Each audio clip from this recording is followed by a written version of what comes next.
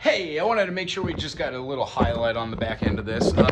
When we're talking about chord construction, we understand that all the things we're going to be doing are going to be based off the eye of, let's say, C major, but more importantly, 1, 2, 3, 4, 5, 6, 7, representing just the 1, 2, 3, 4, 5, 6, and 7 positions of a major scale. Of course, there's the P8 right here, and then we're not really going to talk about the extensions just through this conversation.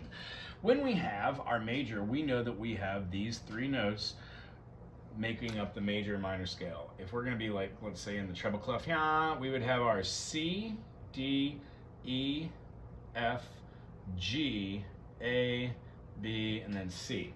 Well, when we play the relative minor, the diatonic note that is going to be played as far as the triad that has the same amount of sharps and flats, we find that our 6 is always relative. And if we were in the key of C, it would be A minor. So let's take an A minor scale. In the A minor scale, there are no sharps and flats, meaning we got rid of the major third, the C sharp, and denoted it a half step to a natural note. So when playing this, we generally forget to do this, or we just don't really do it in all, because it's just assumed by most players. But it is actually factually correct that when you have notes of these nature, you would put them on the grand staff in correlation to that. So this being the spelling has A, B, C natural, D, E, F natural, G natural. Now, I'm not going to take all of these and naturalize them. We should just know the spelling has that function. However, when we're writing a line that utilizes these 7 notes, like the A, B, C, D, E, F, and G, we're representing natural minor. If we wanted to alter that into something, let's say like harmonic minor, what we need to do is have the same spelling of 1, 2, 3, 4, 5, 6, because the 1, 2, flat 3, 4, 5, flat 6, and flat 7 contain the flat 3, the flat 6, and the flat 7 from the A major, thusly making them natural notes.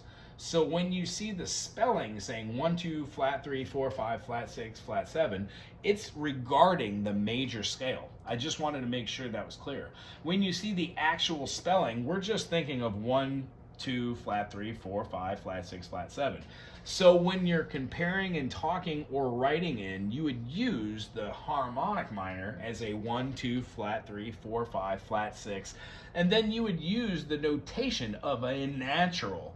The reason why is the eye in retrospect is going to be looking for those notes, and if it doesn't have the natural note here in front of the 7 denoting that, it might mistake that as being a natural minor in lieu of a harmonic minor.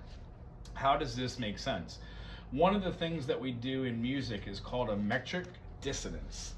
A metric dissonance is when you have maybe a note that's on the grand staff, like we'll use our example, like a G and an E. That metric dissonance, when you're playing these 2 notes, might have another melody line inside that same measure that is counter, or it's not inside the diatonic 7. Therefore, it might need to use harmonic equivalences.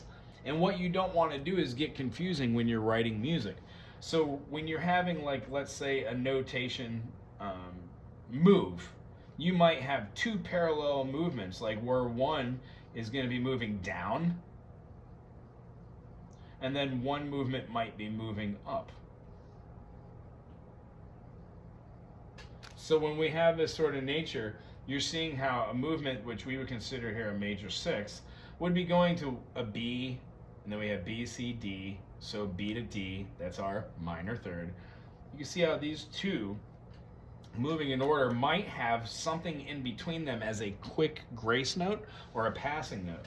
Well, when looking in the key of A minor or C major, we see we have a G, we have a B, we have our D, and then we have an E note.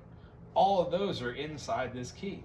However, if we wanted to go outside of this and we were to have like maybe G, and then rather than have just a B here, we had a very, very quick grace note of a B flat.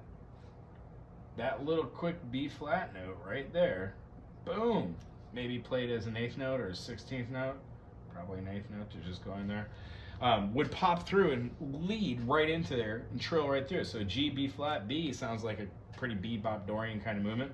that little note is outside of the structure of A minor, and it's outside the structure of C. In the key of C, it would be the minor seventh. In the key of A, we would be looking at as not being the second, but being a diatone. So it's an augmented note. This whole thing brings me to the next kind of explanation that I just want us to see. When dealing with patterns and function and trying to find meaning out of seeing functions of these, the kind of concept is when we have chords that are built off of, let's say, the one, let's do the G again, and then we'll go up to the 6. Let's do the same example just so you have it in your memory bank. When we go from a G to our E, yeah, it's our relative minor, but more importantly, it's going to be notated as our major 6. Because if we were to flatten it, we would have our minor 6. And if we were to double flatten it, we would have our diminished 6. Now, I know that goes through a lot of stuff, but the idea is when we're moving this note, it correlates to the chord that's around it.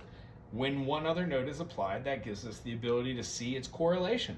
We do that for all different notes and all different intervals over and over and over and over again. That's the whole point of music analysis, chordal analysis. So this being said, these notes are going to be in the major 6, the minor 6, and the diminished 6, but it only effectively affects most intervals, and you'll understand why in a second.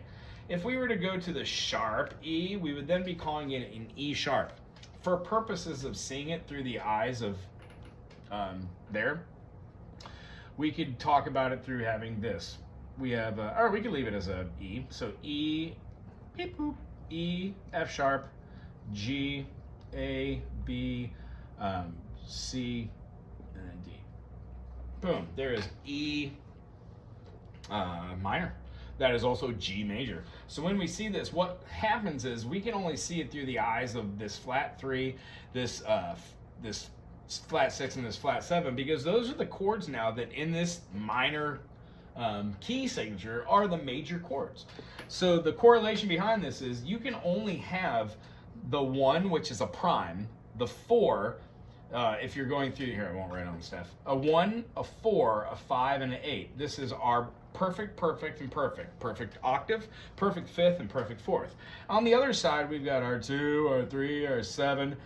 When we move through these, and then up above there, 9, 11, 13, these are going to be the ones that we're going to be able to apply all of the different natures. But most importantly, when we see this as being a G to E sharp, that makes a chord that we call an augmented.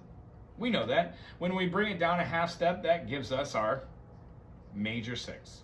And then if we were to go down below that, we would have a diminished. Well, or I'm sorry, a minor below that. However, it's not offered there with our double flat. It's only offered here on another other side because that affects the major and the minor. Well, when we go down to see that note again, it affects our major and the minor dually. If we were to go down here and have just the double flat, it changes it to our diminished. We just really can't go very much further than that, because if we did, it has no bearing on what this is from that, does it? However, if we're going down E to an E flat to a D, then to a D flat, G, B, D, we're looking at having like an augmented fourth there. It feels weird. So eventually we can see how these are only augmenteds, they're only majors and diminished. However, on the other hand, when we're looking at the other number correlations, these can be the major, the minor, the diminished. You could have the augmented up here. They do the same thing, but it includes the idea of having that minor there. That is the takeaway. As far as naming these things, whenever we're using a major or minor, it doesn't really affect the chord substance, because the third determines anything above 9 or anything above 8 becomes inconsequential. You don't call it 10 anything. There is no like G major 7 sharp 10 or sharp 15. Those aren't chords. The only chords we use are the 9, the 11, and the 13, and we could push those either way, flat, sharp. And what happens is those are the correlations we're trying to get today that make up the diminished, the augmented, and the major and minor inversions and distances. Whatever those distances are, we just have intervals, and those cause dissonance or resonance, and those are the ones we focus on. I hope this wasn't too long. I hope you had a good time today, and I'll see you next week.